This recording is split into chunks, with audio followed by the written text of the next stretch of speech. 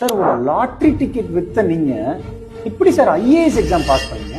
ஆமா sir, வித்தேன்.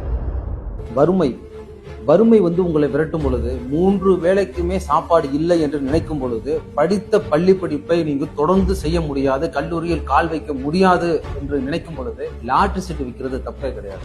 Sir அப்ப உங்களை எவ்வளவு பேர் பார்த்திருப்பாங்களே, உங்களோட உறவினர்கள் உங்களுடைய நண்பர்கள் எல்லாம் பார்த்திருப்பாங்களே, அப்ப உங்களுக்கு ஒரு அவமானமா இல்லையா?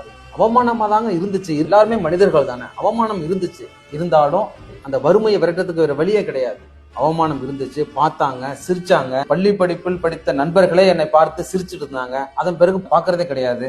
நான் படிச்ச அந்த காசுல இருந்து கல்லூரியில் காலடி வைக்கும் பொழுது நான் பட்ட அவமானங்கள், நான் பட்ட கஷ்டங்கள், துன்பங்கள் எல்லாமே மறந்து போச்சு. மற்றவங்க பார்த்து நம்மள சிரிக்கிறாங்களே அப்படின்னு நினைச்சிருந்தேன்னா, எனக்கு ரொம்ப அவமானமா இருக்கேன்னு நினைச்சிருந்தேன்னா, 2003ஆம் ஆண்டு நடந்த ஐஏஎஸ் தேர்வில் நான் தேர்ச்சி பெற்று இருக்க முடியுமா?